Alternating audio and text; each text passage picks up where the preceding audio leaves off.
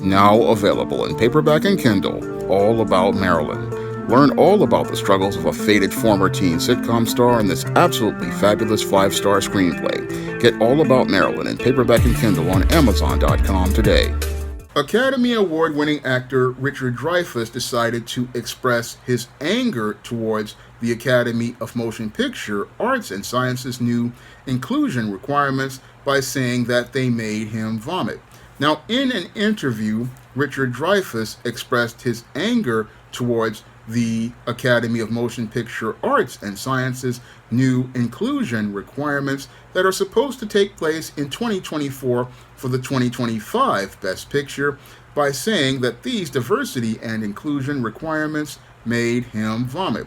Now, according to Richard Dreyfuss, as he was quoted, he says that filmmaking is an art form and it's also a form of commerce and it makes money, but it's an art. And no one should be telling him as an artist that he has to give in to the latest and most current idea of what morality is. Now, as a novelist, artist, and screenwriter myself, I don't believe anybody should tell you what morality is. However, I understand what racism is. And the statements made by Richard Dreyfuss are incredibly racist, especially when you consider his track record as related to making films such as Kippendorf's Tribe. And what Richard Dreyfuss really wants is the freedom to go out here and be able to continue making racist films like Kippendorf's Tribe, which was made back in the 1990s as some sort of so-called intellectual comedy about some college professor. And this film about this college professor was supposed to be about a guy looking to try to keep getting a grant, but he needed to find a tribe of people. So what he did was make up a tribe using his family and his friends and dressing those family and friends up in blackface. And this film, while it tried to call itself a comedy, basically was a minstrel show, and it was a repackaged minstrel show where Richard Dreyfuss and the producers of that film were able to participate in their anti-black racism aggressively while passively making themselves a comedy. And while they were making this comedy, they were laughing at black people by dressing up like black people. And Richard Dreyfuss still wants to be able to be the kind of artist who has no morals, and he wants to be able to go out here and be able to participate in making immoral films like Kippendorf's Tribe. And he tried to reinforce his racist argument by talking about Sir Laurence Olivier's portrayal in Othello. Now, according to Richard Dreyfuss, blackface is something that he wants to defend because Sir Laurence Olivier, many years ago, went out here and made a performance as Othello in blackface because they said they could not find any black actors, or they just wanted to see Sir Laurence Olivier playing this character. Now, I found that interesting because at the time this Othello was being produced with Sir Laurence Olivier, you had Sidney Poitier around, you had many other black actors around like Jim Brown and Jim Kelly, and again, you could have easily cast a black actor to play that role, but Hollywood didn't want to do that. No, what they wanted to do out here and was find an excuse to go out here and have Laurence Olivier portray the role of Othello in blackface, and again, did this deliberately because they wanted to go out here and have a white man portraying a caricature of black because they did not want to give a black actor the ability to elevate their talent or elevate their skills. No, it was all about them being able to go out here and be able to deny a black person an opportunity to play in Shakespeare. And again, this is what Richard Dreyfuss wants to defend. And again, he wants to try to make these excuses as related to the so-called art of film and talking about how no one should be telling him as an artist that they have to give in to the most current idea of what morality is. But a moral person, they are going to go out here and make art that makes commentary without having to go out here and degrade people the way Richard Dreyfuss did in Kippendorf's Tribe and the way he is trying to do by making excuses as related to blackface. Because blackface in and of itself is an insult to black people, whether it be a portrayal like he did in Kippendorf's Tribe or the way Robert Downey Jr. did in Tropic Thunder, because this whole blackface is about making mockery of a black person, and it's all about making a black person into a joke that can be laughed at by racists, because the original intention of blackface during the minstrel years was all about presenting black people as these racist caricatures that white people made, where they made up their faces with cork, painted their faces black and their lips red to exaggerate black features, and looking to make mockery of black life. That is what blackface is all about. And if Richard Dreyfuss is trying to defend that as an art form, then I have to say that he's defending racism and showing us all the racist he truly is. Because as a writer, a screenwriter, and a novelist, I know that I go out here and make art all the time, and I don't go out here looking to try to appeal to the politically correct crowd. I go out here and I tell my stories, and again, I don't have to tell my stories and make mockery of different ethnic groups. No, I can go out here and make my stories objectively presenting the facts as related to what's going on. For example, in my screenplay, All About Marilyn, I make a story about a faded former 1990s celebrity, Marilyn Marie, and as I'm telling that story as an artist, I tell a story about all of the racism that goes on with black actresses, and there's a scene in All About Marilyn that seems to give a lot of these individuals like Richard Dreyfuss and many of those whites in Hollywood extremely nervous, and it's a scene where the Marilyn Marie character, who is just getting ready to leave the set of a movie that she had advocated for, sell out, finds out that the person who wanted to be her agent basically was looking for her to sell out by being an extra on the movie she advocated for. And as she's leaving, the white female who got the lead role basically winds up losing her mind and wants to attack Marilyn. Now, that scene seems to make a lot of those white folks out here upset, because I have a scene where the black actress is getting more attention than the white one, and the black actress is seen as more attractive than the white one. And that one scene seems to get a lot of people, whenever I submit this script to screenplay contest and different places, it gets them all upset when they see the black woman getting more attention in a scene, the black woman being seen to be as more attractive, and they get upset about that one scene, not understanding I took that one scene, inspired it from Sunset Boulevard, when Norma Desmond goes on the set of the studio, and the older people who knew her start to remember her. But when these people see that scene, they see it through the lens of race, and they don't see it the way I presented it in the context that the 90s teen sitcom star is being seen by the extras who grew up with her as what she was. And this is where it showed me the racism that went on in Hollywood, because they don't like the idea of seeing a black woman as more attractive than a white woman. And again, this is, as Richard Dreyfuss calls it, an art form, but it seems like certain art and commentary they don't want to make as related to black people. But he will sit there and say it's okay for him to have his blackface, but when I go out here and write a script that presents anti-black racism towards attractive black women, Hollywood has an issue with that. But Richard Dreyfuss wants to go out here and believe, oh, it's cool to go out here and participate in blackface. It's okay to be participating in blackface, and say that as an artist, I have a right to go out here and make a blackface film.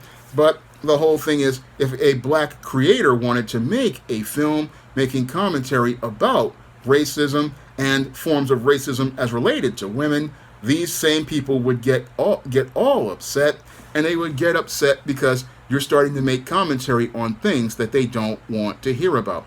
Now, when it comes down to Richard Dreyfuss saying that these Oscar inclusion requirements make him vomit, I have to say that he's really full of it, because these Oscar inclusion requirements, they are nothing more than a smokescreen, because as somebody who has studied the entertainment industry for over 25 years, I know what's going to happen with these so-called Oscar inclusion requirements.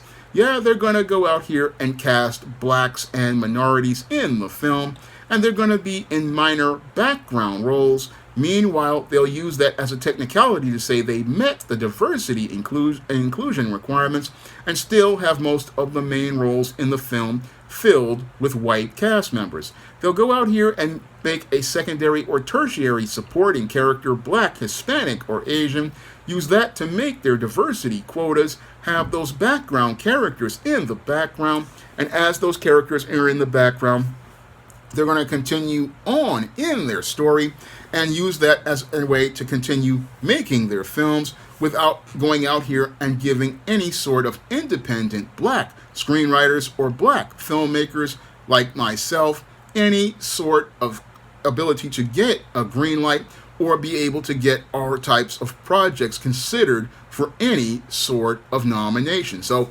these rules, again, are just absolute nonsense. And again, they're nonsense because they're just an empty symbolic gesture as related to so-called diversity. Because what the real problem is with Hollywood is that they do not want to give opportunities to independent black creators like myself.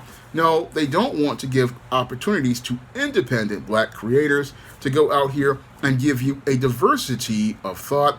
No, that's not what we're getting from Hollywood, who goes out regularly and gives us so-called black movies. And most of those so-called black movies that are a part of diversity and inclusion are usually just the same old slave movies like we got last year, or the historical films like The Woman King and Till. Again, these were the type of films that Hollywood wants to try to put black people into a box as related to these slave movies, these historical movies about Jim Crow. They love making these kind of movies, and they love using these kind of movies to be bait to get Oscars. And that just shows me how the so-called art form of film is all about perpetuating stereotypes and all about perpetuating anti-black narratives, because I would like to think that there is room for a different kind of black film, but Hollywood don't want to make an All About Marilyn where it talks about black actresses and their struggles. They wouldn't want to do a fantasy movie like A Temptation of John Haynes, which is very cerebral. They wouldn't want to go out here and do an Eternal Night, a horror movie set in Harlem about black culture, or they wouldn't want to do a princess movie like A Sands of Time. No, they don't want to do that as their art form, because their art form is all about perpetuating white supremacy and anti-black narratives, and that's what Richard Dreyfuss wants to promote. He wants to be able to have that freedom to continue being able to promote anti-black narratives in their films, and he wants to be able to make their art house crap that is 99% white and has all of these art house stories, but doesn't want to show us a richer picture of the black experience, because the only black people who he's uncomfortable with are white people with blackface on, and he's only comfortable with people with blackface because he doesn't want to see real black people, because real black people might upstage him and his so-called legendary career with films like Jaws and many others. You might get some black creators like myself who will step in and elevate the art form and make a guy like Richard Dreyfuss irrelevant. And as we do this, we may show that we have a higher moral position, because while Richard Dreyfuss says he doesn't want to give into the most current idea of what morality is, morality doesn't have a current idea. What morality is rooted in the Most High God, and when you have a foundation in the Most High and the Messiah, you want to do what is right, and doing what's right is going out here and making art that tells the truth and makes commentaries that aren't about social justice or identity politics. It's about showing you people as people, and showing you a world of people, and showing us the good and bad in those people. That is what good art is all about, And again, a good artist doesn't have to be a racist. And again, Patrick Stewart showed this with his version of Othello, where he said, okay, I want to play Othello, but what I'm going to do to switch stuff up is I'm not going to put on blackface. What he's going to do is be the white guy surrounded by a group of black actors. And that really showed a lot of creativity on Patrick Stewart's part, because while Othello was the black character, he could go out here and say, okay, I'm going to be the white guy in a black culture, putting a fresh take on Othello without having to go out here and polarize people by participating in a racist art form that goes out here and mocks and degrades black people. What Patrick Stewart did was elevate Othello by, again, reversing the race of the people and changing the perspective of the story. That is art in and of itself, and he maintained his morality and his integrity as he was telling the story of Othello, and that's what flies over the head of a racist like Richard Dreyfuss, who seems to have a fixation on black people and a fixation on blackface. And there's a real problem with a lot of these racists out here. They have a real fixation on black people, and they're obsessed with black people because they feel inadequate and insecure in the presence of talented black people. So passively, while they talk about inclusion, aggressively they go out here and participate in anti-black racism. And in order for them to feel comfortable in their smooth world, they need to go out here and degrade black people, like he did in Kippendorf's Tribe. Again, a absolutely racist film. I mean, this Kippendorf's Tribe is a racist film, and it was made by Disney. I don't know if it's made by Disney, but I know it was made in the 90s. And it was made in the 90s. Yes, it was made by Disney and Touchstone Pictures. And again, absolutely racist film, and just absolutely, just completely racist. But in the eyes of Richard Dreyfuss, this is art. And it wasn't art to me when I saw it one time on TV. No, it was just anti-black racism. It was just one big modern-day minstrel show. And he wants the ability to go out here and be able to make these minstrel shows like this. And that's not really art, and it's not really creative. No, a really talented creator can go out here and make way better movies than this. And I know if I had the chance to make an All About Marilyn, or a Recipe for Success, or a Temptation of John Haynes, or an Sands of Time, I could do better than going out here and degrading black people like that, because my art isn't about degrading black people. My art is about elevating black people. My art is about helping black people rise to another level, and that's what racists don't want you to see about black people. No, they want to keep us at the bottom of the world, and they want to keep us at the bottom of the world because they want to feel comfortable about being on top. And this is the thing that I really can't stand about guys like Richard Dreyfuss. Again, they want to use the art form of film to degrade black people, and they want to go out here and have the ability to do this and say that it's art. And then what they do, what's even makes it worse, is that they get bootlicks like Lee Daniels and to go out here and make films like Monsters Ball. And again, when I look at Richard Dreyfuss's statement, it shows me how little things in Hollywood changed, because he's supposed to be one of these more progressive actors, but the progressive actor is sounding just like the white racist on the far right. And again, shows me that those on the left and the right are both anti-black, and they want to be able to go out here and be anti-black and be able to say that it's art, and again, have that ability to say that they've made art, all while they make mockery of black people. And again, I just look at this whole commentary, and again, it shows me how racist Richard Dreyfuss is, and shows me why it's important for black people to have our own film studios and have our own filmmaking apparatus, because we don't need to be included as related to their Oscar inclusion requirements. We need to just go out here, create our own entertainment platforms like Oscar Michaud did back in the day. That way we don't have to worry about diversity and inclusion from a people who don't want to include us at all in their entertainment industry. Now, if you want to pick up my screenplay All About Marilyn and learn more about the struggles of a black actress, You can find that book in paperback and Kindle format on Amazon.com right now with its companion All About Nikki, the fabulous first season, and you can find many of my other stories on the SJS Direct imprint, like the ISIS series, the E-Steam series, the John Haynes series, the books of the Spinsterella trilogy, which chronicle an African-American goth, my vampire novel, Eternal Night, and you can also find my sorority novel, The Thetas, and my black-owned business novel, A Recipe for Success. You can find all these books on Amazon.com in paperback and Kindle format. You can also find it at other online booksellers like Smashwords, the iBookstore, and Google Play. That's all I have to say for this video. You can comment, rate, and subscribe. Now available in paperback and e-readers, Isis, My Sister, My Frenemy. It's a sister act as the goddess next door and the devilish diva team up in this action-packed Isis series adventure. Get Isis, My Sister, My Frenemy in paperback and e-readers everywhere. Now available in paperback and e-readers, All About Nikki, a fabulous first season.